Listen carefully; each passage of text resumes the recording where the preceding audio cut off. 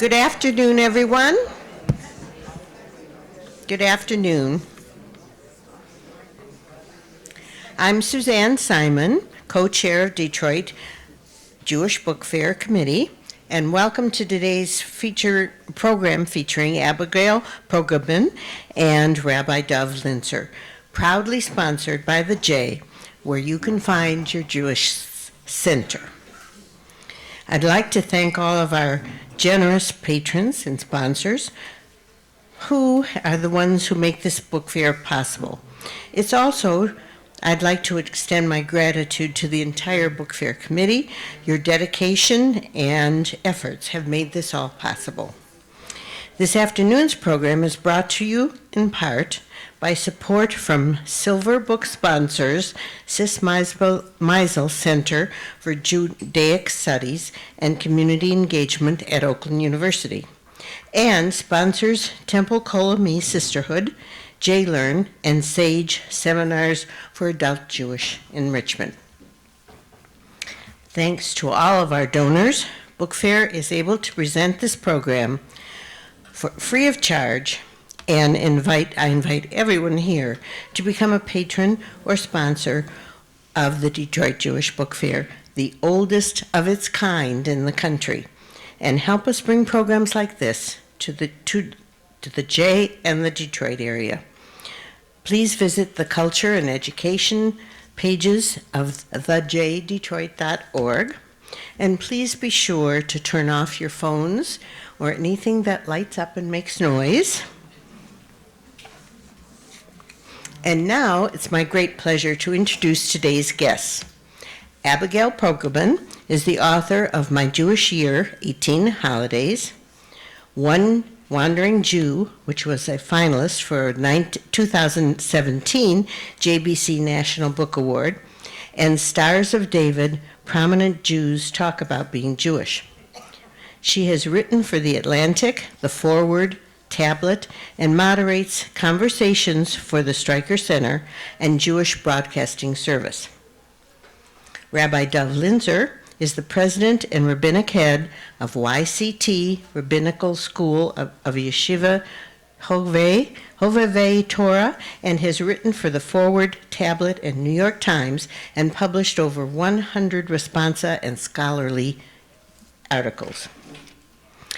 Abigail and Rabbi Dov will be joined in conversation by Rabbi Benjamin Altshuler. Rabbi Altshuler serves Temple Beth Israel in Bay City, Michigan, and supports numerous Jewish endeavors in Metro Detroit. He was ordained by the Hebrew Union College Jewish Institute of Religion in Cincinnati, and he is the Rabbinic Council of Avodah, the Jewish Service Corps, of which he is an alumnus. Welcome our guests, please.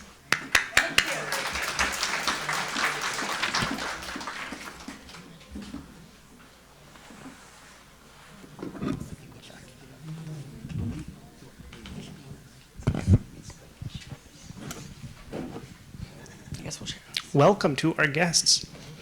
I wonder if it would be useful, first of all, if we have another microphone or if we'll just share today. I wonder if we could start by having each of you share a bit about the origins of this project. Tell us about your podcast and how that came to be.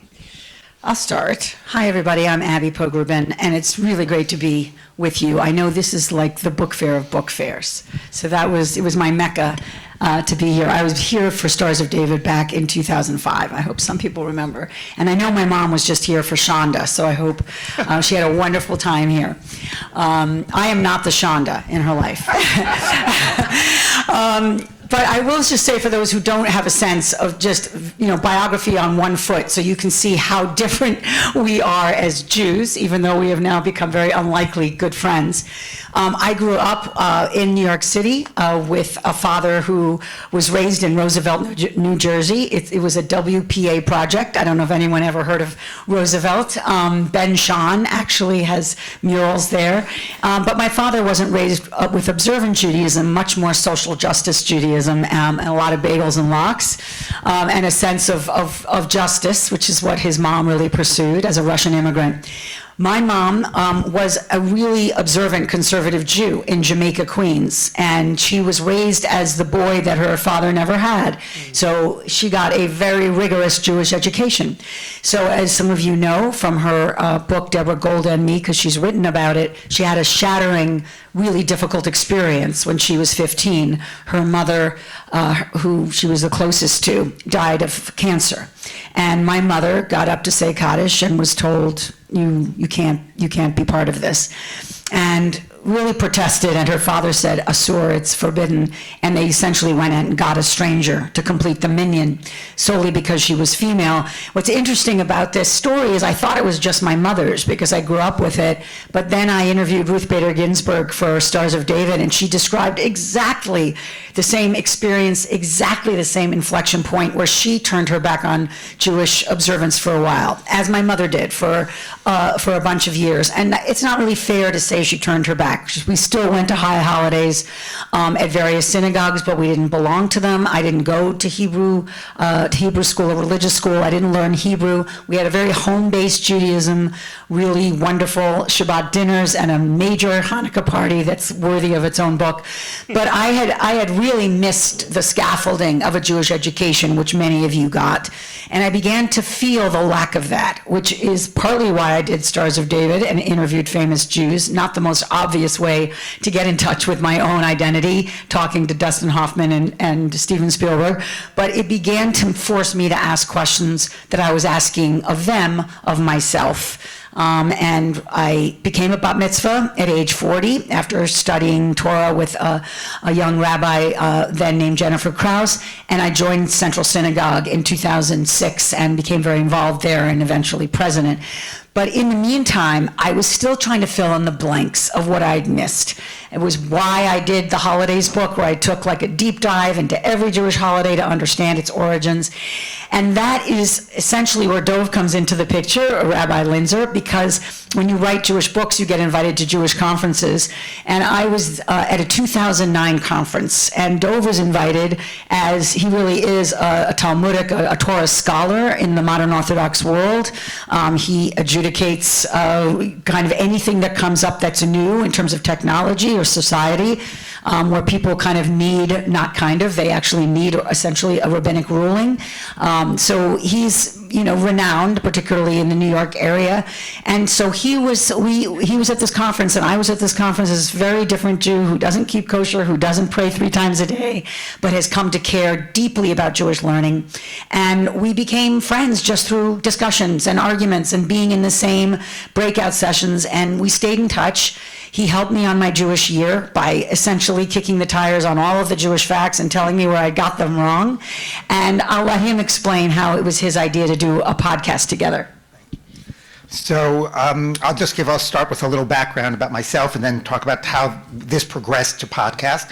My background is very different than that of Abby's. I grew up in a modern Orthodox community, Silver Spring, Maryland, and even though it was non-Orthodox, the schooling that I had was mostly from teachers from more of the yeshiva world, and at a very young age, already early in high school, I really took to the study of Talmud, and I really loved it. It was very demanding and intensive, and I was also being told by all of my teachers that this is the most important thing that a Jewish man can be doing with his life, is devoting himself to the study of Torah, specifically the study of Talmud.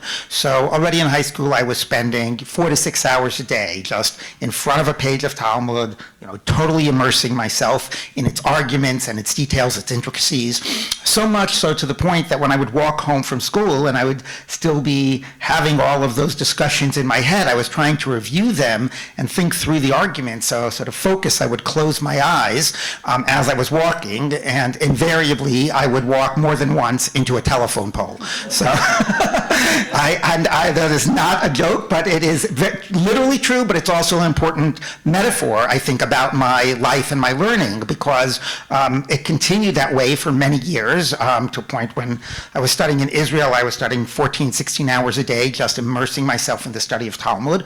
But it really was one that was intensive and deep, but also very narrow and blocking out the world around me, not seeing what was right there in front of me. Fast forward to 25 years ago, it's a little fast forward, but where Rabbi Avi Weiss, a name might be known to you, a tremendous rabbi, activist on behalf of the Jewish people and the state of Israel, started a new rabbinical school, an Orthodox rabbinical school, which the vision was to train Orthodox rabbis that were not so narrow, to train Orthodox rabbis that did have a broader view of the world, that were invested in not building walls, but in building bridges in all of the Jewish people, in connecting with the other denominations. In the story that Abby was telling about her mother, the big issue at the time and still in Orthodox communities is the place for women. Is there going to be a place for women in the synagogue, for a woman to say Kaddish, for a woman to take on a role of rabbinic leadership, for a woman, in terms of ritual.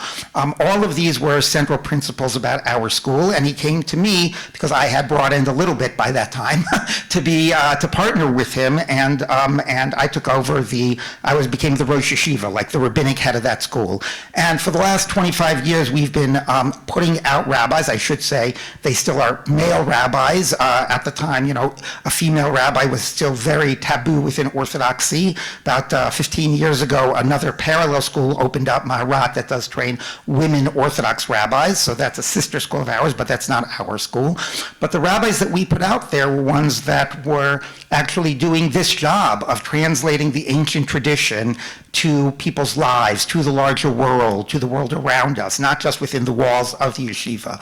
But my experience, even though I was training those rabbis and believed in that vision, was still very much internal. I very much was still teaching those rabbis and in the school and not out there in the larger community.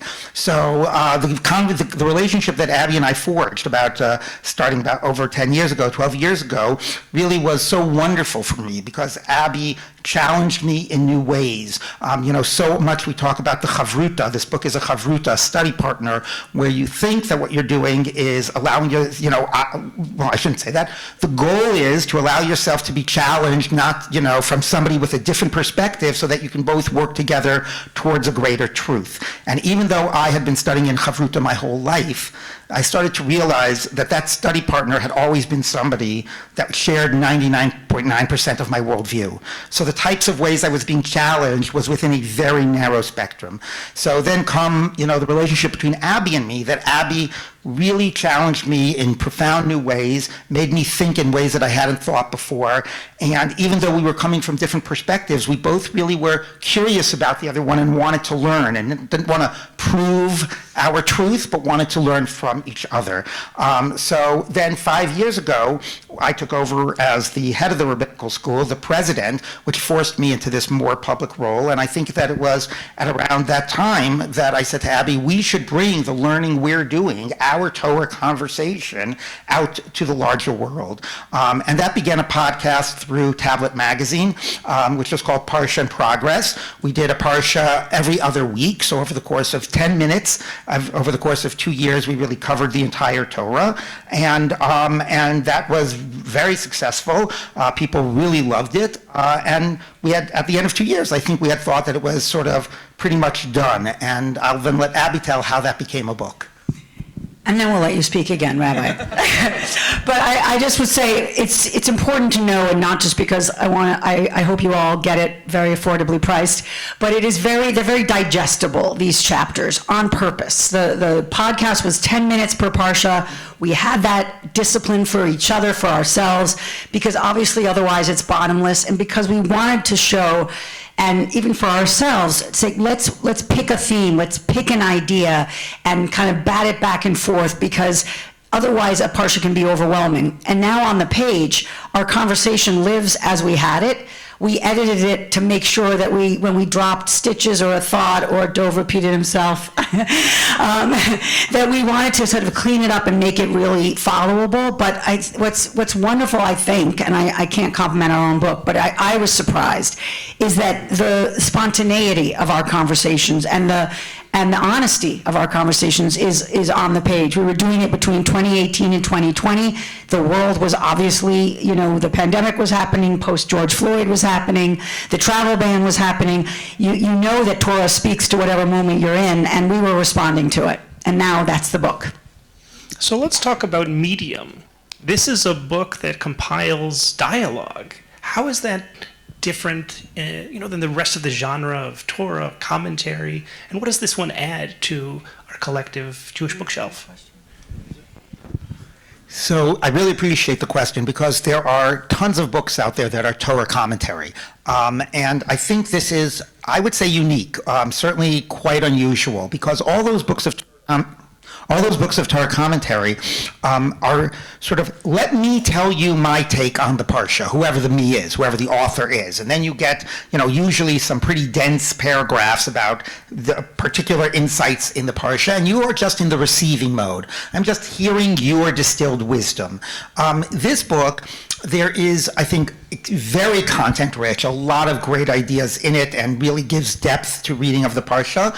But it is not, let me tell you. It's, let's be in conversation. And there's an open-ended nature to it. There's a welcoming, there's a warmth. So many people have told us when they're reading this book, like, I was reading that and I wanted to argue right back with you. Like, I was reading and I was saying, yeah, Abby is right. And then I got to the next paragraph and I said, no, Dov is right. And that's what we really think is different. I mean, the way I say is, even like if you look at the page, there's like white space on the page. There's a page for the reader to enter in and to be part of the conversation. And I just don't think that happens with books that are on the Torah. I would just add to that, I don't know how many in this room have read the Torah sort of from front to back. And I know we all hear, Devar Torah every week. But what I think happened to me in doing this is that I sort of began to see the arc and the chronology differently, like how one piece connects to another piece. And this is a book, at least for my cohort, and I run with a lot of smart people in New York City who kind of don't want to feel like they're starting from scratch. I was that person, and the Torah was really daunting before. I mean, I could open it, I wasn't sure how, not just how to begin to read and unpack it, but also kind of whether I was entitled to have an opinion about it. And I think that's part of the joy of working with Dov here, is that he was utterly without condescension, but obviously I'm much more the journalist than he is going through this. I'm able to kind of ask him whatever I want to and tell him when I'm stuck or when I'm personally moved. I mean, there were things that he's taken for granted that suddenly made me choked up, and he was like, well, I never thought of that as moving, because it's kind of for him almost just by rote. So hopefully that comes through too. Let's talk about translation. I had a mentor who used to say any translation is interpretation. When each of you were preparing for your conversations, what did you read? What translation? I saw a couple of times you referenced Sepharia, for example, Abby. Yeah. How did that work? I mean, I love Sepharia. Does everyone know Sepharia? Dov has different feelings sometimes, but you can explain. I didn't always agree with the translation that she was using from Sepharia. We had to argue about everything. But I would say what I loved about Sepharia was how navigable it was, and that I could find things. When I was preparing, and I did prepare for every conversation, I didn't just go in shooting from the hip, because I needed to prepare. I'm the one behind the eight ball here, and this is something that Dov teaches every day. But when we were preparing, we would have a phone call that would sometimes last for hours, and our spouses were very patient with us, where we would kind of, go around about, like, well, this interests me, that actually isn't so alive for me. And the way that I prepared sometimes was to just go online, and things, as you all know, take you down rabbit holes. If you're doing the Akedah, which we just did this week, the binding of Isaac, how many takes are there on how God could ask Abraham of something like this? And so I wanted some of those things kind of in my head before I talked to the professor here. Yeah, and I will say, first of all, I agree. I think that everything we do is translation. So much as I said, I think that what I often describe our rabbis, the rabbis of our rabbinical school, doing is translating the Torah to our lives. And I think that that's what this book is as well. So it's always about standing between the text and sort of the way you are now, taking it in and then putting it out there. And yes, I think that sometimes an interesting thing would be that Abby would read from a particular source, and I would say, well, that's not exactly, how I would understand the Hebrew, and that would lead us to interesting, conversations and appreciations of different possibilities within the text. Reading Torah and commenting on it is different than a reading group, a book club around anything else, Mark Twain, any fiction. When we read the Torah, we're reading something that many of us consider to be divine in origin. But when we're critical of that, that brings in questions of our beliefs and our theology. So how did each of you kind of approach that, given that you probably have different ways of understanding what the Torah is and where it comes from? I mean, I'll start because you've just hit, honestly, can I call you Benjamin? Benjamin, on one of the things that was a real eye-opener for me that I hadn't expected, which is that as we talked about any particular text or incident, narrative, there were times where I found something to be anathema to me, unimaginable, difficult, and what I saw was that Dov would entertain that conversation, but he had kind of a red line about the fact that it was sacred text. And it didn't mean that I don't think it's sacred, because I do, but I don't feel obligated to this text the way he does. I don't feel commanded by this text the way he does. And that idea that not only is he commanded by it, but he has to in some way resolve it to be positive, that the moral of the story, in a sense, has to be good. Not every character has to be good. They are human. They are flawed. They can have flaws. But I saw that sometimes what I ran up against was where Dov said kind of like, that's a bridge too far in the way that you are essentially judging the text.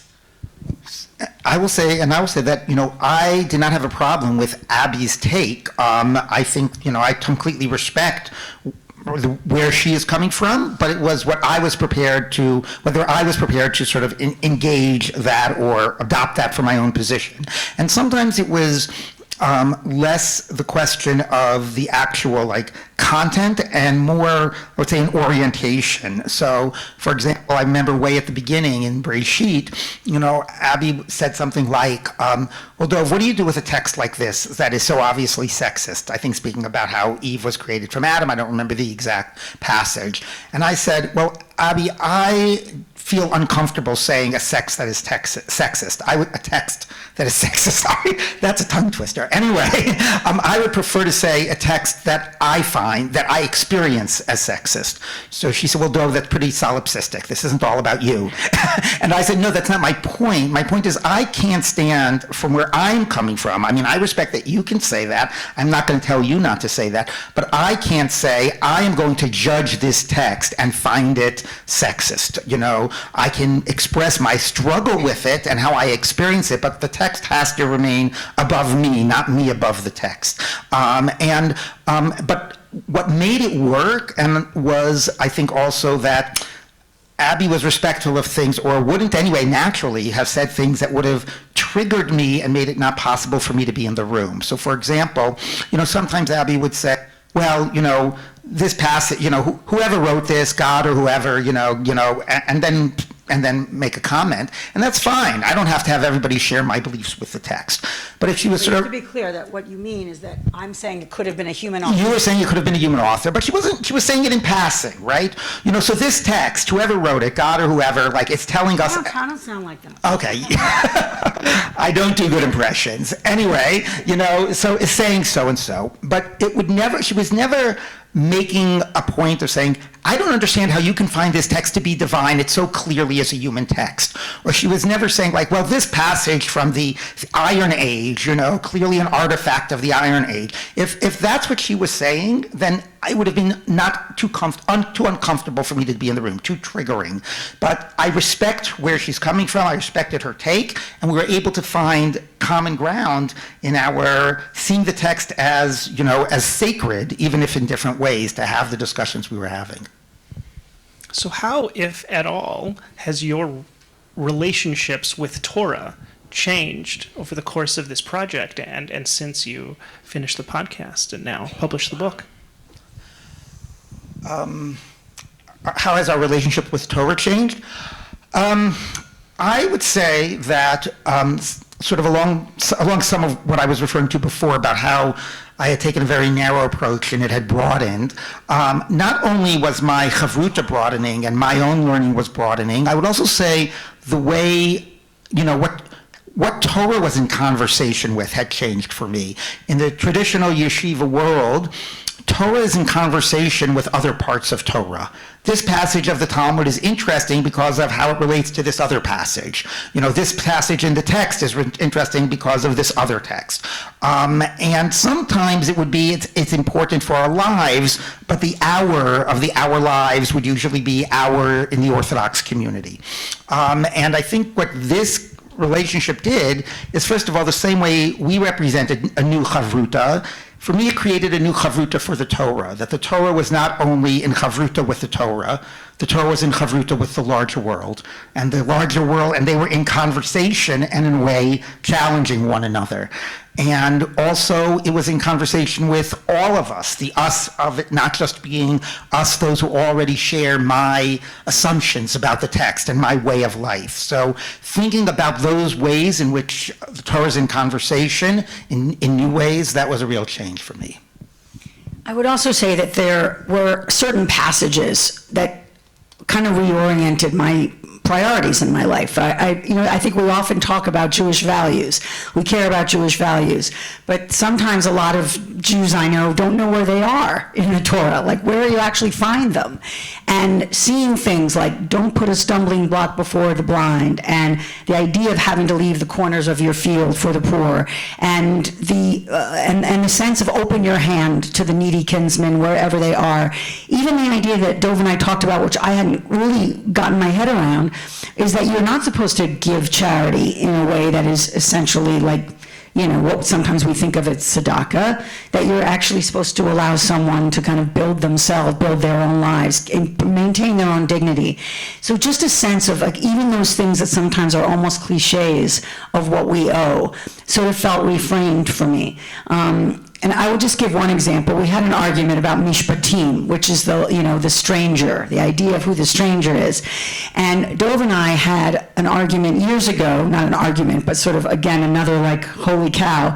I grew up with a Seder that was very focused on Passover with, you are the stranger, so you should never oppress the stranger or allow others to be oppressed because we were them. And so there was just an orientation towards responsibility. And Dov said, well, that's really nice, but that's not in the Haggadah, basically. Like, it's nice what you've been doing over there. But I don't talk that way. But the chief line, like the core of his Haggadah is, in every generation, our enemy rises up to destroy us, but God will, reach out and save us, redeem us. And that was just such a big idea, because especially post-October 7th, I'm much more in the Dov was right category, which doesn't mean I don't care about other people. My goodness, I hope I haven't changed that way as a human being, let alone as a Jew. But it's been challenged. My compassion has been challenged. My orientation towards the universal ideas of what Judaism requires of us has been tested in the last year plus. And that's just one of those arguments, and Mishpatim brought it up, of like, who is the stranger? What do I owe the stranger? And sometimes, frankly, I'll just be honest, the stranger was the Trump supporter in the last few weeks, and I had to sort of get my head around that. That sense that sometimes we just assume, because of how we were raised or how we use this language, of who the other is, who the alien is, and realizing maybe they're closer than we think, and actually also maybe they are just our fellow Jews, kind of first and foremost, at a time when people don't care that Jews are being killed or hunted. Yeah, so I will say that I think exactly that, recognizing how different our Seders looked like was appreciating the parts that had been missing. So,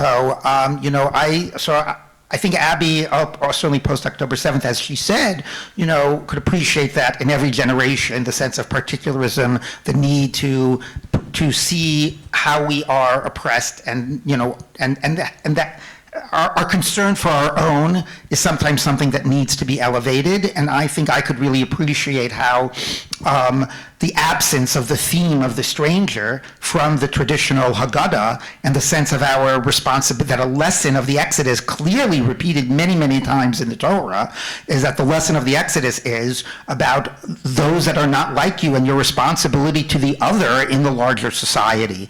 And I think what really shocked Abby was when we were learning that passage, I said to her, that is clearly the meaning of the verse, that you have to care for the person that is outside of your own people. But I want to tell you that in the rabbinic tradition, the stranger means the convert. And Abby was, are you kidding me? Like 36 times in the Torah it says you have to love the stranger, and you're telling me it actually means, according to the rabbis, a fellow Jew? And I said, yeah, that is the rabbinic interpretation. And we have to appreciate where that's coming from, because, living, like the ability to have more universalist values, to care about the other, there's a certain luxury of acceptance that allows us to have those values. When you're living very much oppressed minority, you want to, like focus on your own, on self-protection, and that was the reality of the rabbis. So they read the stranger as the person that came from the outside, but now is among you. And I see sometimes my job as an Orthodox rabbi who cares more about larger society to remind my community about the simple meaning of the text, about the stranger that is not one of us, the stranger who we have a responsibility to even though they're not Jewish. And I think that sort of back and forth here, we wound up really growing to appreciate each other's position in this. How can the model of chavruta, connecting with another person across lines of difference, whatever they may be, how can this model be a guide for us at this moment? I mean, I think it's a huge model, and it can all sound very Pollyanna-ish, like we have to listen to each other, we have to understand each other. But I think if this election, has shown us anything, and the only reason why I raise it is because it mirrors the impasse, that our country feels, sometimes that our Jewish community feels.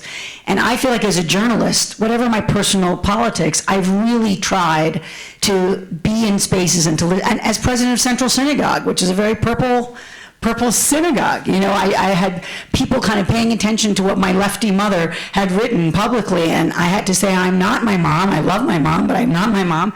And because they were kind of policing to see where they thought I landed in terms of my pro-Israel commitments. And I just feel like, why are we policing each other as opposed to talking to each other?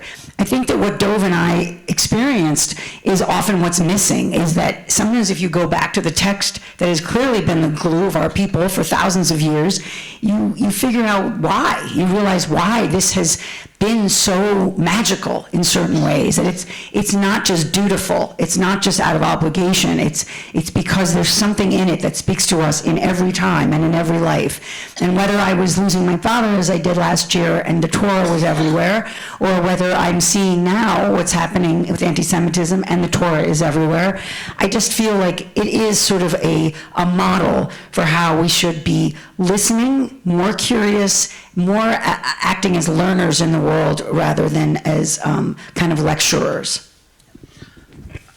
I'll just add to that, a piece of Torah that I think really speaks to this, which is, I think many people know that Beit Hillel and Beit Shammai were the sort of classic warring groups amongst the rabbis, and Beit Shammai usually were more stringent and Beit Hillel more lenient. But in one famous passage, the Talmud says, they were debating for 22 years who the ruling should be like, who halacha should follow, until finally 24 years, a heavenly voice came out and said, these and these are the words of the living God, and the rule is like Beit Hillel. The ruling is like Beit Hillel. So the Gemara says, if these and these are the words of the living God, why is the ruling like Beit Hillel? And it says, because they are humble and they teach the words of Beit Shammai before they teach their own words. Now, if you think about it, like, why? Because they're nice guys? That's why the law is like them? That doesn't make any sense. But I think what the Talmud is telling us is, how do you engage in debate towards achieving a greater truth? And if your way of engaging is, I'm right, and I'm going to prove to you why I'm right, and I'm not going to listen to what you're saying, right, then you're not going to reach a truth. But if you say, I'm curious. I don't think I have the whole truth. And actually, wait, let me first understand what you're saying. And I don't know if I've ever said this to you, Abby. We've been now doing this for a little while. But as I reflect on it, what was so powerful about our conversation is Abby would say, wait, let me understand what you're saying, right? And then if both sides are willing to engage in that way, then a greater truth will emerge. One of the proof texts we often pull out for chavruta is aselecha rav kanelecha chaver, to make for yourself a rabbi and to acquire for yourself a friend. And when you're in chavruta with both a friend and a rabbi, Abby, I wonder how you can balance that. I mean, I will say, this friendship is really unlike any other friendship in my life. And I'm not going to tell you about my Jewish therapy, but it's really just been constantly interesting. And we've been traveling now together, which is not something we anticipated doing. And so we've gone to Houston, we've gone to LA, we've gone to New Jersey, we're going to Rochester, we're so happy to be here. Every community is an education, and it's partly an education for Dov, especially in the reform spaces. And I'll just share one anecdote. We started in Atlanta at a place called Temple Sinai, wonderful place. They asked us to give a joint Devar Torah together, so we wrote that together. That was a first. And then they invited us to do a kind of a Q&A after dinner.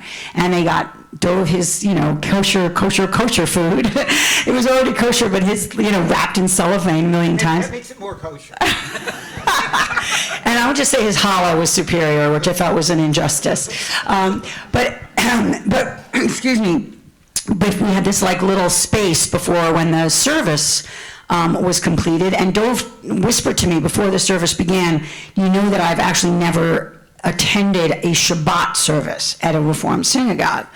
And I felt sort of responsible. I sort of felt like, I hope this doesn't look like Judaism light. Like that, I was having that reaction of sort of feeling almost like proprietary and defensive. And he really loved it. It was a beautiful service. But then afterwards, before we were going to dinner, he said, Abby, I'm just going to take a few minutes. I have to finish my davening. The prayer had not been sufficient. And I understand that, but it's just one of those times where it reminds me that we're traveling and we've become really good friends, but we just have to move differently through the world, and there are just gulfs between us.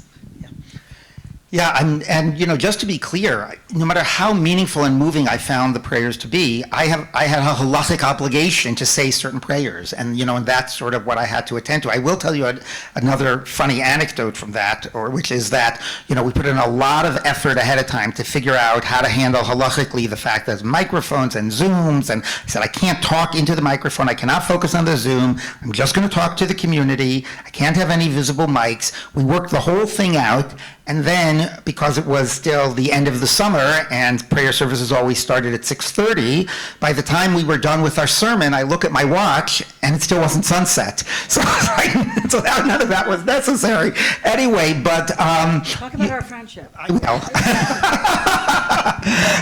I'm sorry, I did have to share that anecdote. I thought it was pretty funny. Anyway, I think that, I will say that we do come from such different worlds, and I think this is a very special friendship because it's a friendship that was cemented and created through Torah, through love of Torah. It wasn't like we loved hanging out with one another. Even the time before we began the podcast and learning Torah together, we really enjoyed our discussions, but I don't know if I would say it was a friendship or a deep friendship, right? And it really came from respecting one another, listening, and also enjoying having fun. The Gemara says, Torah should be a plaything. It should be playful. It should be fun. You should enjoy yourself with it.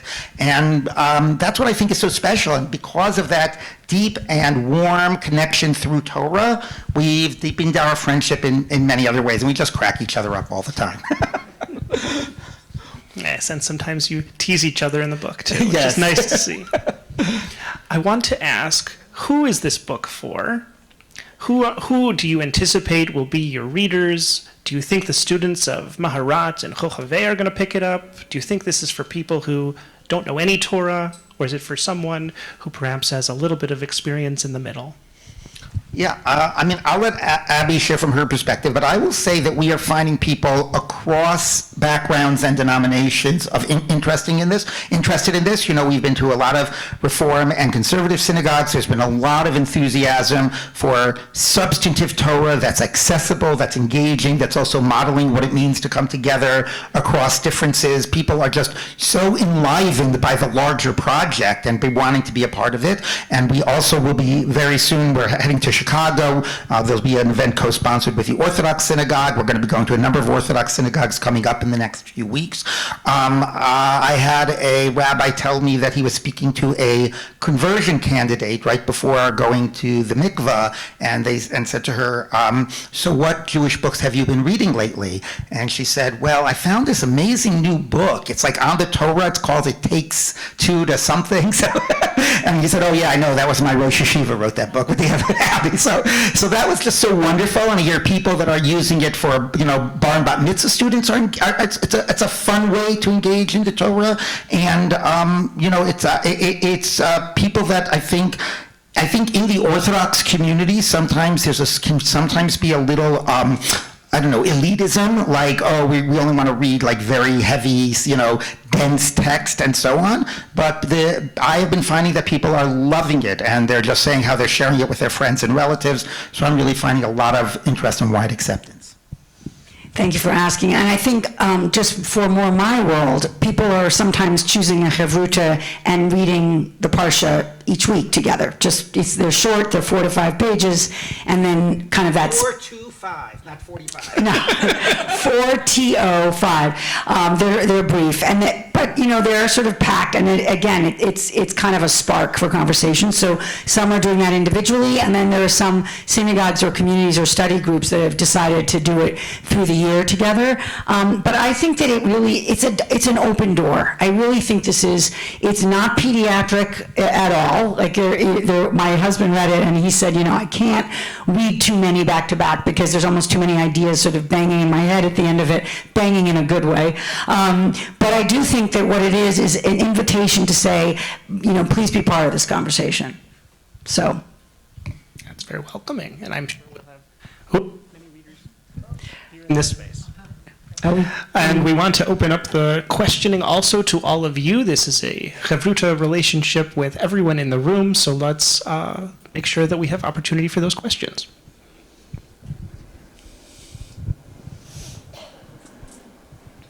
We love questions. You can challenge Dov the most. Thank you.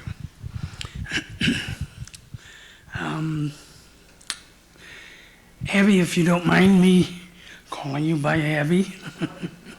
Sure. I'm Moshe Belkin. I grew up in a conservative home. My wife and I made almost 8 years ago Aliyah. In fact, we're stuck here now. We can't get back because of our airlines. But as to your mother's predicament, we daven in modern Orthodox synagogues. There's always a mechitza.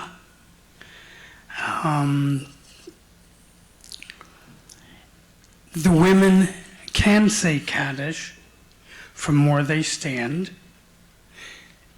to themselves. I mean, would you give them a microphone? No. But they can say it, but quite often the men will say it for their wives. That's nice. Well, thank you for sharing that. I'm glad to hear it. I hope you get home. I just wanted to know, are you still doing a podcast? So we haven't since that one finished about 2.5, 3 years ago. People have been asking us, what's our next project? And this is so much fun, so I think we do have to figure out what that next project will be. I told Abby I think we should do passages from the Talmud, so we can call it Takes Two to Talmud. But I'm not sure that will be the best next thing. I said that would be a barn burner. Was there another? Yeah. Hi. I'm also a rabbi. I was actually going to ask if you were going to do It Takes Two to Talmud, so that's funny that you mentioned it. My other question was if the two of you were going to return to this text for, I don't know, your sermons or for your articles in the future, how do you see yourself using this text? That's great. What's your name? Rabbi Natalie Shribman. Oh, yes, we heard about you. Nice to see you in the best way. First, I will say that we have had many rabbis. I don't know if they're we know they're telling the truth. We saw the sermons afterwards, who are using it when they're saying, I'm stuck and the time is running out. I'm just going to read your chapter, and it gave me an idea. And at least 3 people have done it in a way that's really been beautiful. So I don't have to give a sermon, but and Dov, you can talk about. Yeah, first of all, I want to, Rabbi Natalie, do you know any of our rabbis? Our rabbis, you don't? You do? Who do you know? Oh, Rabbi, yeah, but I meant from Chove. Okay, no, because, all right, interesting. Because sometimes you seem, for me, of the younger generation. So a lot of rabbis of your age very much know our rabbis. Anyway, sorry, just had to do a little Jewish geography. Anyway, yeah, as Abby said, I think that many rabbis have said that they really are using this for their sermons.